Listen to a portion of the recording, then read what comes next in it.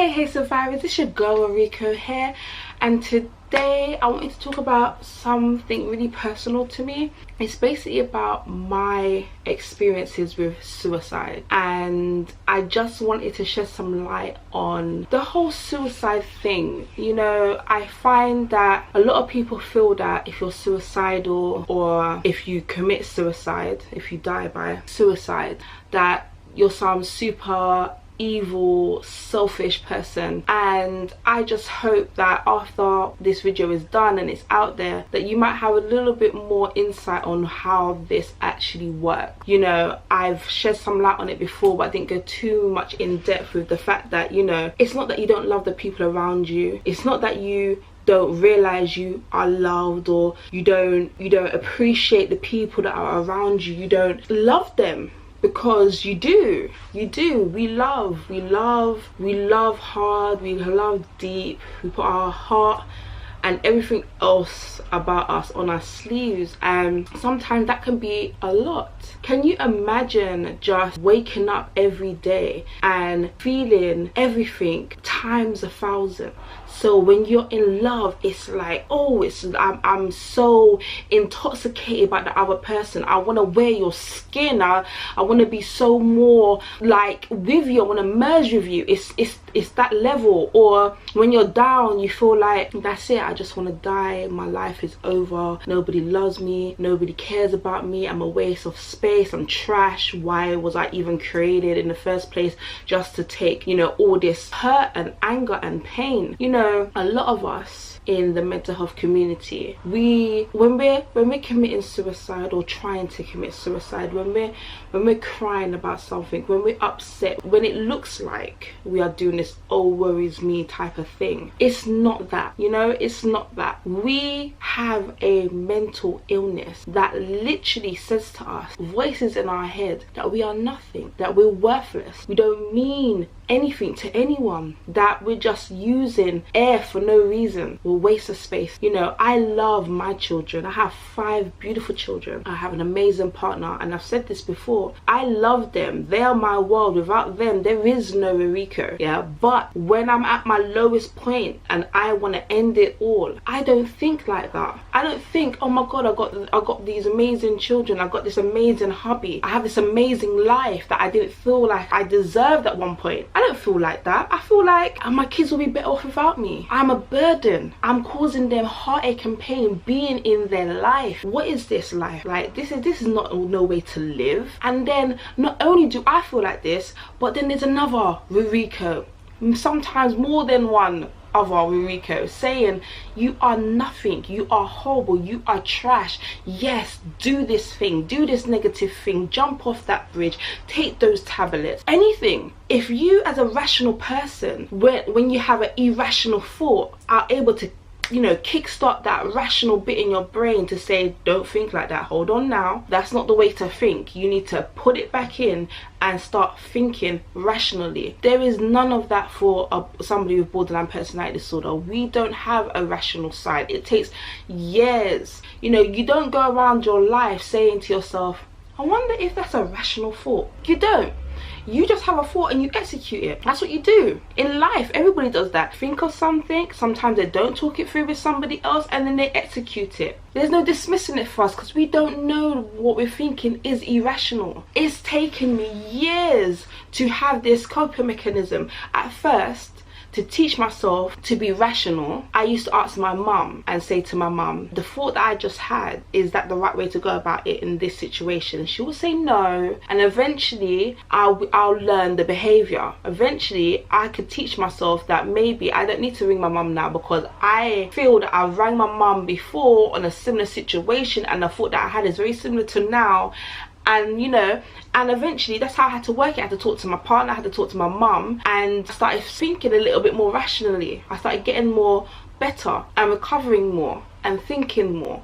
But all of that goes down the absolute drain when I am in a psychotic period, when I am thinking irrationally, when my brain is not well, when my mind is not all there. And I've had a few suicide attempts, and I can tell you that at that point, to me, that was my only option, to stop the voices in my head, to stop the pain, to not feel so emotionally drained, to not, you know, not know who I'm going to be the next day. Up and down moods within seconds of each other. It was exhausting. At my lowest point, I took a handful of pills. I downed there with some liquid, other stuff that I had in here. I took all sorts of medication, and I just said, I'm gone. I don't want to be here anymore. I must have, in my state, I must have rang one of my friends, and she came to my house. But before she came to my house, she rang my mum. Now, I remember bits and pieces because on this occasion I was that close to death that it was touch and go, and there was nothing they could do. They couldn't pump my stomach because I mixed it with other oils and other medication that was liquid, and I literally went the route of I'm out. You know, I was throwing up, I had the cold shakes, I was a mess. I was literally dying. They thought I was going to die. They told my mum that it's touch and go. We can't pump her stomach. She has to go through whatever she's taken. They just put me up to drips. They made sure that I was hydrated and stuff, and they just had to keep watching me. And I think back at that point was a serious point for me. Like, I've attempted suicide before, and I can look back at it now and say to you, it was my cries for help. I wanted to obviously get it over and done with. I wanted to end my life, but ultimately in the back of my mind, I wanted to get better, and I wanted someone to save me. On this occasion, I didn't want to be saved. My mum got down on her hands and knees and begged me to go to the hospital. I have never seen my mum like that. Never. My mum and my friend saved me, because there's one thing that I can say, and I honestly can say this, hands on my heart, I was going to die that day. I was going to die that day no matter what. And I've never spoken to my mum about this, so she's probably going to see this and be like, oh my god, but I've never spoken to my mum about this. I've never thanked her. I've never thanked her for saving me, because at that point in my life, if I actually died at that point in my life, my children would have never have known me. They would have never have known me. You know, they were young. I was so low that I took that overdose with my children in the house. Like, I thought that was a good idea. I was so sick mentally that I thought, that's it, enough was enough. Enough was enough. That's it, I'm done. I'm gone. I didn't think about what would have happened if my child like woke up and seen me. I didn't think about the fact that my children were so young they wouldn't be able to call somebody. I didn't think to myself that, oh my days, me killing myself would have resulted in my children being under significant harm. If no one checked up on me or my children, what would have happened? Who would have fed them? Who would have washed them? Who would have done anything? At that time, it was just me with my babies, with my children. Just me. I didn't live with my husband then. You know, I was so sick, and that was my turning point. That was when I got diagnosed properly and my journey began. You know, my journey of getting better and understanding what borderline personality is. I've actually got emotionally unstable personality disorder, also borderline personality disorder. So I got them combined. They're very similar to one another, but I got that combined with depression, and I never knew. I knew something was wrong, but you know, you go to these GPs and they say to you, oh, just take some of this, just take some Prozac, just take some quetiapine, yeah, take that Ridodone, take all those medications, you'll be fine. The GP, I'm not saying there ain't no good GPs out there, I really ain't bashing no medical profession, but they sometimes don't really know what depression is and how it presents itself and how it is for the individual person. They hear that you're down, so just take this tablet and you'll be fine. You really need mental health services. They're literally there for everything to do with your mental health. Like, everything is there for you when it comes down to your mental health. They're trained from the beginning to the end about mental health, and your GPs are trained with everything else. I just feel that if you guys are feeling any type of way and you're feeling down, ask your GP to refer you to your local mental health services. I think that is the best thing. And I know some services ain't great, you know, I know this, but one thing is, if you know yourself, or you know somebody who can talk on your behalf, and maybe you're not a talker, you can bring them. You know, you can have a chaperone. yeah, you can have somebody come with you and talk on your behalf and support you. And I feel that I can't even talk now, I'm a bit emotional. That service, that thing, that place saved me. It saved me. My mum was the beginning and they were the middle, and I am going to be the end. Do you know what I mean? I'm going to continue my story. I'm so happy that I have a second chance to do that. But there's a little bit more explaining I want you to just do. Being suicidal, having suicidal thoughts, doesn't mean you want to die. Doesn't mean you want to die. It just means you have suicidal thoughts. I'm in a lot of groups and I see a lot of things, and I just think to myself, it's just so disgusting the way that we are treated sometimes. It is not good. You know, the media will have you thinking that we're all monsters and we're out to kill everybody. Do you know what I mean? Like, as soon as someone does anything out there, shoot someone, kill someone, that person must be mentally unstable. If it ain't mentally unstable, it's religion on something else.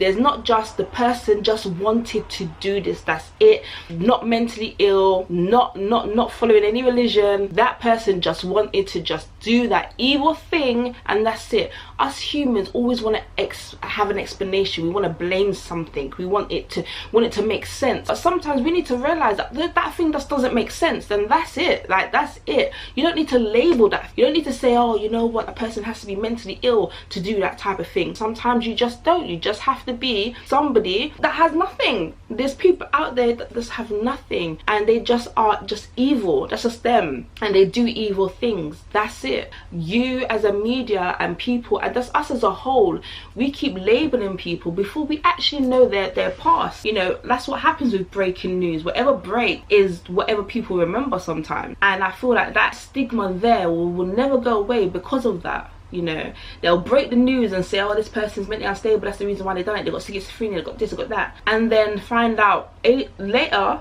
that the person doesn't have any of them things, and they will come and tell you. But us as humans, we retain sometimes the first thing that we hear. We've already like spoken about it, we've already discussed it with people. Oh my god, have you heard this terrible thing that happened to da, da, da, da, or did you see the news about blah blah blah? We're that type of person, and we've spoken about it so much that we can't get it into our heads that, you know what, that person wasn't mentally ill. We just go with it, and it's like Chinese whispers until you make it real. And I feel that is one of the biggest problems with society and mental health. You know, it's out there so much. It's out there so much. There's so many people affected by mental health, and they won't say a word, because as soon as you open your mouth and say mental health to certain people, they just automatically think, whoa, I gotta stay away from you. And that's sad. You know, I have a mental illness, and I would hate for people to be like that. I've had that, and to be like that now in my life, to turn around and say you don't want to be around me because of my mental illness, is just, it's really petty. It's really petty. Fair enough, you don't want to be around when I'm going fine, but get to know me. Get to know me first. Get to know how my actual mental health affects me before you make your judgment and say you don't want to be around. And I just wanted to just touch upon this subject. You know, suicide, it's so bad, and I just feel that nobody wants to really have those evil thoughts. Nobody says to themselves, I want to have some suicidal thoughts today. If you know somebody who's going through that and want to talk about it to you, be that ear to listen. If you feel an immediate problem, i.e. this person saying they're going to do this, you know, there is so many organizations out there. I always put the links at the bottom of, in the description, sorry, at the bottom of my videos. I always put the links there for the Samaritans and all them things there. I always put them there because I feel that it helps people. It might be the one turning point. You know, when I was going through one of my meltdowns and I decided to take those tablets and I decided to swallow those liquids because I wanted to just disappear. That's what I wanted to do. I never knew about these helplines. I never knew, and I feel that it would have greatly helped me. if I knew that there was help like that out there. I never knew anything. That was my turning point. That opened the door, because before then I was just GP practice after GP practice getting misdiagnosed about, one minute they said I had schizophrenia, one minute they said I had bipolar type 2, and all of that got washed away after that situation. But look what it took. Look what it took for me to get help. And I'm not saying that everybody has this experience. I'm really not. Yeah, but this is what happened to me.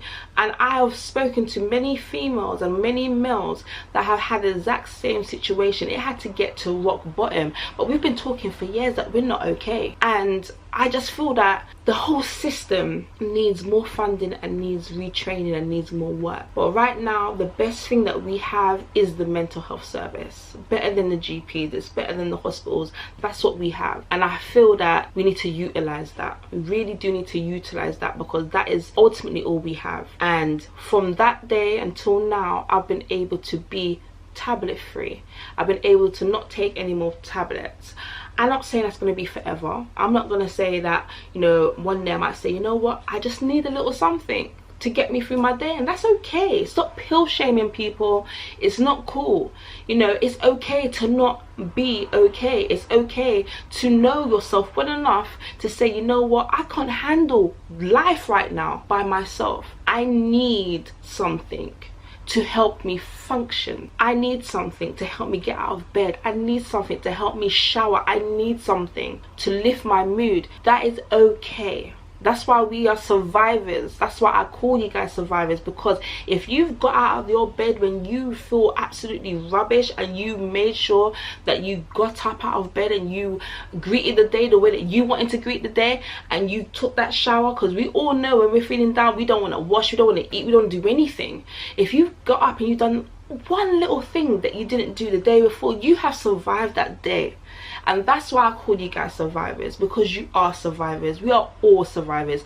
We didn't just survive that one tough situation, we survived every single day, and that's what makes you survivors. Don't let anybody tell you that's not the case. I reflect and I say to myself, wow, that experience was terrible. It was horrible. I felt alone. All I had was the voices, and none of them were positive. None of them said, you know what, you can pick yourself up. I had my own mind, which was just erratic as it is. I had my own self, and my own self hated. I hated the way I looked. I hated the way people looked at me. I hated the fact that I didn't have real people. I hated the fact that I was paranoid, and I knew I was paranoid, but I couldn't get out of that cycle. I hated the fact at the time me and my partner, we took a break. I hated everything at that moment, and at that moment I snapped, and I was taking tablets at the time, and this was a time where I kept on going back to the doctors saying, I don't feel okay, I don't feel okay, I don't feel okay. And every time, oh, you know, it takes a month to kick in, come back in a week's time, come back in a week's time. And every time I went back, they upped my dosage. They said, oh, you can go up to 200 mg. We started you on 50g, so I got to 150 mg, sorry, and my mind broke. Mind you, every time I've gone there, I've told them I feel like all I want to do is just die. I feel like that's the only thing I can do to stop myself feeling this way. And then everything else came on top of me. Everything else came on top of me, and it was just too much, and I ended up in that situation. And God saved me. Do you know what I mean? God, my mom, my friends, I will ever be forever grateful to all of you, because I feel that I couldn't help myself. And seeing my mom get down on her hands and knees and say to me, then we're both gonna die then I'll take, what did you take? I'll take it with you then, because I'm not living in a world without you. When she said that, it was like, let's go. And I don't remember much of anything else. My mum told me bits and pieces, you know. I was still sitting in the hospital saying, I just want to, I'm out of it at this point, and I'm saying I just want to die, and my eyes are rolling, and my mum was so scared, and I was like, I just want to die, I just want to die. And I was just sick over myself. I was just sick, and it was just a horrible situation. I was in hospital for quite a while, and apparently my beautiful hubby turned around and said to me that I rang him the next day or a couple of days after, and I said to him, I'm gonna do it again. And he was like, what do you mean? And at that time, he never understood anything to do with mental health. He was a firm believer of suck it up, you know. Being with me has changed him tremendously and opened his eyes. He is not that person anymore, you know. He has really worked hard to be open to mental health, and being with him made me realize how deep rooted it is for people to be like, suck it up. People actually believe that everything is mind over matter. You can't lose control because it's your mind. You can control everything you do, everything you say. The way that people perceive you, you can control all of that. No, you can't. I'm not saying in some circumstances you can't motivate yourself to not do something or do something. I'm not saying that. Of course you can. But there's some things that no matter what you tell yourself, there is no control there. There is just no control there. And I'm not saying those people are terrible, but they really shouldn't be talking to people with mental illness. They shouldn't be the ones to be like, oh yeah, let me be your person to talk to, because they're gonna have you feeling worse. So, you know, they're gonna be like, you suck it up, don't worry about your life, ain't that bad, what are you crying for, blah blah blah blah. And that ain't helpful. Hell, that's not helpful. It's not helpful, because it's not about what you think about somebody else, it's about the way that that person perceives themselves. And that is where the first step of understanding comes from. You can tell somebody that they're beautiful, that they're amazing, they're wonderful, but if they don't feel that way about themselves, or they're not susceptible to listen to that or hear those positive things, there is nothing you can do or say to make them realize your truth, because that's true for you. You might look at someone and say, oh my god, you're so beautiful, everything about you is amazing, you're just everything, you're God's gift. But that's your truth, that's what you see, that's what you believe. That's not their truth,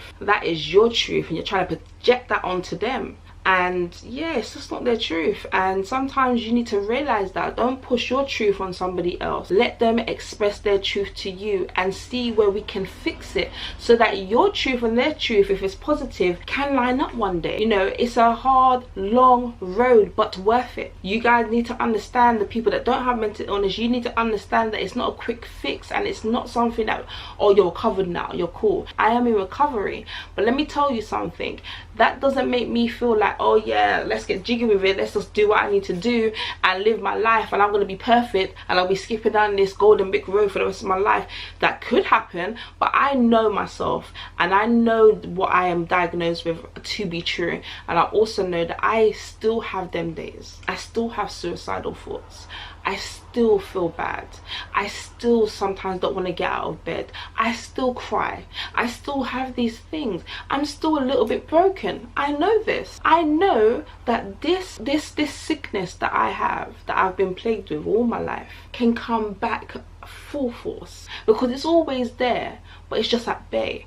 But I know that if I go for a situation or a problem, or you know, something could happen to me and I can't handle it and I can't hack it, and my brain cannot handle it and cannot hack it, that's it for me. I know that I need to go down that road of going back to mental health services. I know I need a CPN.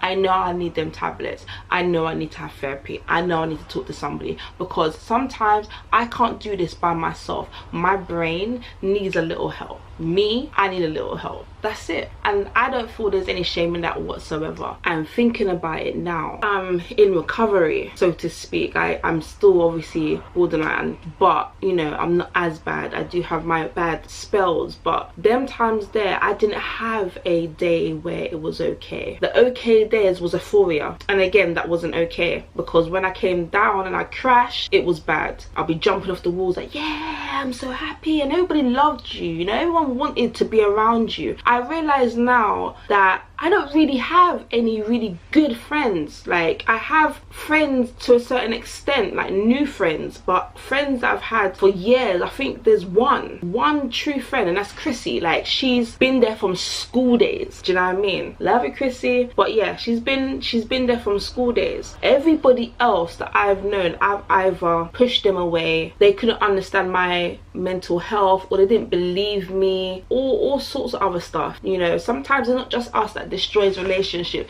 Some people use that. We're fun people because we have that euphoria side. Yeah, come on, let's do it, let's do anything, I'm on top of the world, join me and be on top of the world.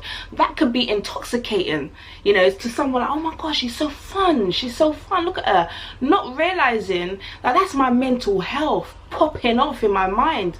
Like, that person is not gonna be that happy later on. I'm gonna be bounced off the walls now, but when my energy dips, or when my mood just goes low, or someone might said something and I might take it the wrong way, that's it. That person there that was so fun, and yeah, that person's gone now, and you're left with the Tasmanian devil. What are you gonna do now? That's exactly what happened. So I just wanted to just touch on this quickly and let you guys know my experience with suicide. I wanted to talk about that specific one only because that's the one that was a turning point in my life. I don't need to talk about all the rest because, as I said, those ones there were a cry for help. I wanted someone to save me and help me. But on this occasion, that was true. You know, that was real. I was happy at that point. I can look back now and say I was happy knowing that my pain was going to end in that way. That's how sick I was at the time, and I look back now and I can say that's the truth. I just wanted to touch on that, give you guys a little bit more insight, and hopefully help somebody who has experienced this or who is experiencing this now. And I also wanted to shed some light on this crazy stigma that we live through every day. And I just really hope that one day we could all be sitting around a table talking, you know, meeting new people, and we can bring up this conversation like we bring up, like, have you seen my nice Ferrari outside? Have you seen my car? Have you seen the Lakers? Have you seen football? Have you seen England versus Germany? Have you seen that? And it's nothing. A conversation can ensue, and it's just positivity. And if it's not so positive, like you might feel crap or whatever, you don't bring the atmosphere down. It's just a normal conversation. You know, mental health is a thing. Just because you can't see it doesn't mean it's not there. It doesn't mean it's not there. Chester B, I love you. And that was a line from his song, and I just feel that it's so true. It's there, it's true, it's real, it's not going anywhere. Unfortunately, we as a society need to suck it up, and maybe if we were more compassionate, maybe if we were more open and honest and just not negative, maybe a lot of people out there wouldn't have mental illness. A lot of us, like myself, were not born with it. We were created by our experiences and the way that we were treated. So you never know what people are going through. Love your neighbor. Smile at someone that you normally see that are grumpy. Just smile. What's a smile? It's free, it's lovely. You know, just smile at someone. You might just change their whole entire day. You never know. It's been your girl Rika Yamazaki here. I hope you've enjoyed spending this little bit of time with me. Sorry that it's a little bit long, but know that you are loved and you're all that anybody needs, and I'll catch you in the next video.